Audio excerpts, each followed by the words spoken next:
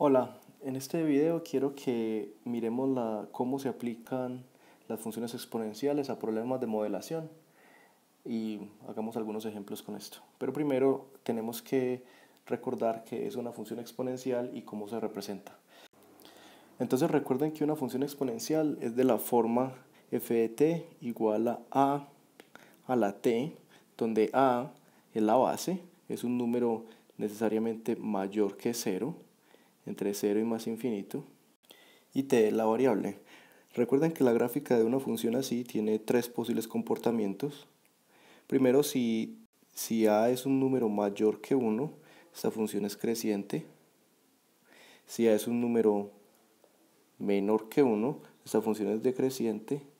Y si a es el número 1, esta función es constante. Pero en cualquiera de los casos, miren que f de 0 es a la 0 y vale 1. Entonces este punto aquí tiene coordenadas 0, 1. Pero aunque la base determine el comportamiento de la función exponencial, la selección de qué base usamos no es tan importante, porque podemos usar la fórmula de cambio de base. Recuerden que si yo tengo una función exponencial dada como f de t igual a la t, yo puedo cambiar esa base a si no me gusta, y simplemente escribiendo a como supongamos b logaritmo en base b de a. Eso simplemente es una forma complicada de escribir el número a y esto elevado a la t. Por propiedades de los exponentes, esto no es más que mi nueva base b elevada a t veces el logaritmo en base b de a. Eso efectivamente lo que quiere decir es que la función f de t se puede escribir como cualquier base b elevada a una constante por t, donde esa constante depende de a y b. En particular, y un caso muy especial es que yo puedo escoger a mi base como la base natural, el número e, y expresar la función f de t como e elevado a una constante por t. Esta constante k necesariamente es el logaritmo natural de a. Bueno, ahora sí pasemos a la modelación. Generalmente las funciones exponenciales en modelación o en modelamiento matemático se expresan de la siguiente manera. Vamos a representar funciones de la forma un número, digámosle a, por una función exponencial a la t. Este número a lo vamos a usar bastante y nos da simplemente el valor de la función en 0, ¿sí? Porque miren que en este caso g de 0 es a.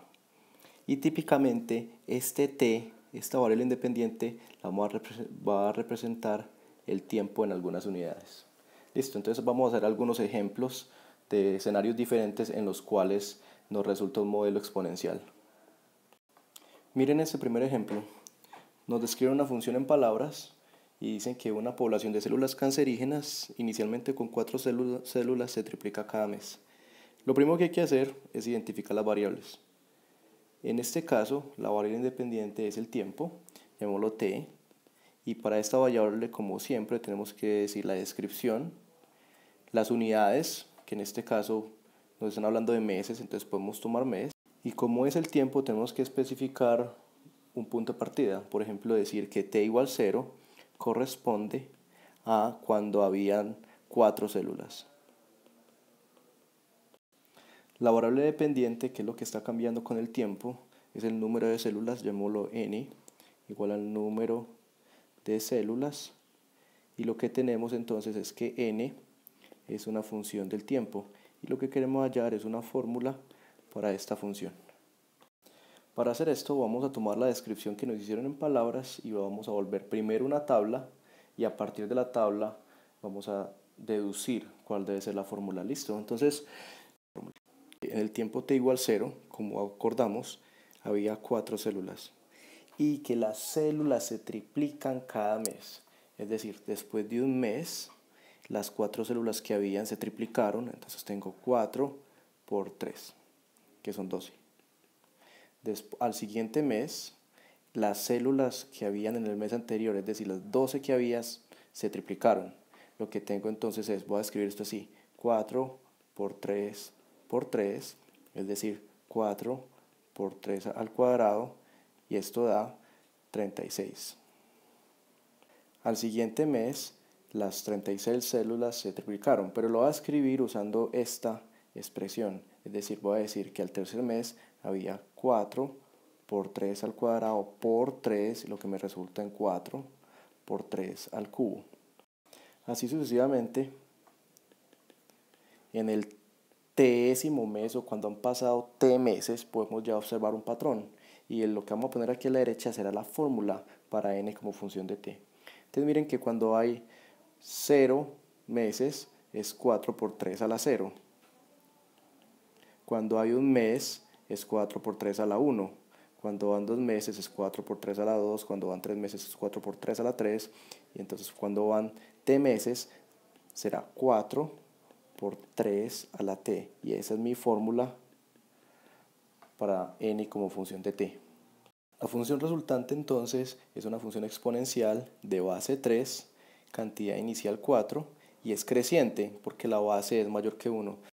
De hecho, la gráfica de la función f es algo así, empieza en 4 y crece rápidamente, de manera que, por ejemplo, empieza acá y en el tiempo t igual a un mes ya vale 12, o sea, pasa por este punto. Este es 12, entonces crece rápidamente. Uno se puede preguntar qué tan rápido crece esta población de células, y la respuesta es muy rápido. Por ejemplo, si quisiéramos calcular cuánto vale n después de 100 meses de crecimiento imparable de estas células cancerígenas, miren lo que resulta. Hagamos el cálculo en Wolfram Alpha. Lo que resulta es 4 por 3 a la 100 es un número, es este número, que es 2 seguido de 48 números. Y este número es especialmente preocupante si tenemos en cuenta que el número de células en un cuerpo humano es del orden de 1 por 10 a la 14, ¿sí? Que es muchísimo menor que 2 por 10 a la 48. Entonces el peligro del crecimiento exponencial está ejemplificado en este crecimiento de células cancerígenas. Pasemos ahora a un ejemplo un poquito más cotidiano, y supongamos que lo que me están describiendo ahora es un préstamo en un banco de 1 millón de pesos a una tasa de interés del 5% anual, y que además supongamos que no se está pagando ninguna cuota. Entonces lo que está pasando es que la deuda está creciendo, y la pregunta es cómo crece esa deuda. Entonces de nuevo empezamos identificando las variables. T será el tiempo, es la variable independiente otra vez. Esta vez, como el interés nos está dando como 5% anual, usemos unidades de años y digamos que t igual 0 es cuando se hace el préstamo. La variable dependiente será la deuda, llamémosla D, es la deuda total en pesos, y la deuda crece como una función del tiempo, digámosle f de t. De nuevo vamos a hacer una tabla de valores para poder identificar más fácilmente la fórmula para f de t. Entonces ponemos aquí la variable independiente t y aquí la variable dependiente d, y empezamos a tratar de traducir la frase que nos dieron en valores. Entonces, cuando t es igual a 0, se hace el préstamo y empezamos con 1 millón de pesos. Entonces, digamos 10 a la 6 pesos. Y nos están aplicando una tasa de interés del 5% anual. Entonces, ¿eso qué quiere decir? Que después de un año, cuando ha pasado un año, ya su deuda ya no son 10 millones de pesos, sino que serán 10 millones de pesos más el interés que le cobren sobre la deuda, es decir, el 5% de 10 millones. Miren que eso lo que es factorizando el 10 millones, es 10 millones por 1 más 0.05. Ahora, la mayoría de bancos o todos los bancos utilizan el interés compuesto. ¿Qué quiere decir eso? Que en el segundo mes no le aplican la tasa de interés sobre la deuda inicial, sino sobre la deuda acumulada. Es decir, este pedazo de interés que ya le habían cobrado está sujeto al nuevo cobro de interés. Entonces, al segundo mes lo que hacen es que le cobran esto que debía, que es 10 a la 6 por 1.05, y a eso le aplican una tasa de interés del 5%. ¿Qué significa aplicar una tasa de interés del 5%? Significa multiplicar por este número, es decir, multiplicar de nuevo por 1.05, y quedamos con 10 a la 6 por 1.05 al cuadrado. Al tercer mes vuelve y juega, cogen este número del segundo mes y le aplican la tasa de interés del 5%, que es equivalente a multiplicar por 1.05 y queda entonces 10 a la 6 por 1.05 al cubo. Así sucesivamente, cuando hayan pasado t meses, el resultado será 10 a la 6 por 1.05 a la t. Esta entonces es la fórmula para f de t.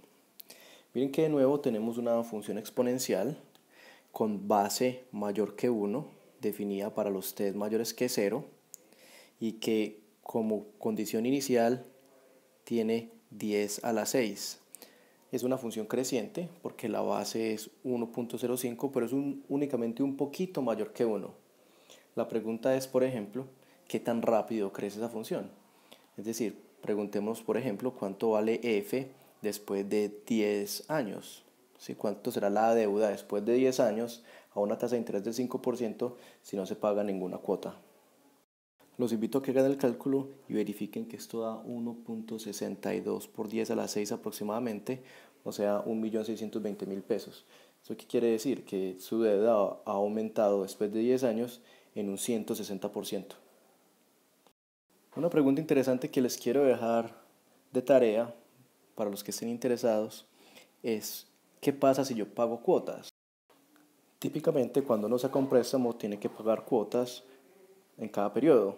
Entonces la pregunta es, ¿cómo sube la deuda si yo ahora pago, digamos, una cuota de 500.000 pesos cada año? Pasemos ahora a un último ejemplo de aplicaciones de las funciones exponenciales, ahora a la físico-química. Tiene que ver con el comportamiento de los elementos radiactivos. Nos dicen que el tritio es un isótopo radiactivo del hidrógeno y cualquier cantidad de ese isótopo se reduce a la mitad en 12.3 años. Antes de describir matemáticamente lo que nos representa esta frase en términos de funciones, quiero describir cuál es el fenómeno físico del que nos están hablando. Consideramos un átomo de tritio. Como su nomenclatura lo denota, es hidrógeno, es decir, tiene un protón y un electrón, pero además tiene 3 neutrones extra. Por eso es un isótopo de hidrógeno. Y el decaimiento de este elemento ocurre por un fenómeno que se denomina beta menos decaimiento.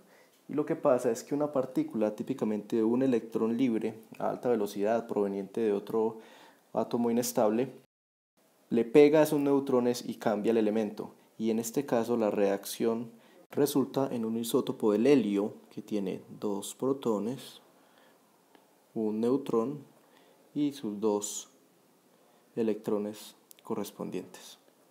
Pero lo importante es que el tritio ya no existe. El tritio se convirtió en otra cosa.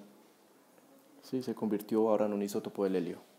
Y por eso cualquier cantidad inicial que yo tenga de tritio va a desaparecer, se va a ir convirtiendo en helio. Eso es lo que llamamos decaimiento radioactivo. Bueno, ahora sí vamos a describir matemáticamente esta situación. De nuevo definimos dos variables, t es el tiempo.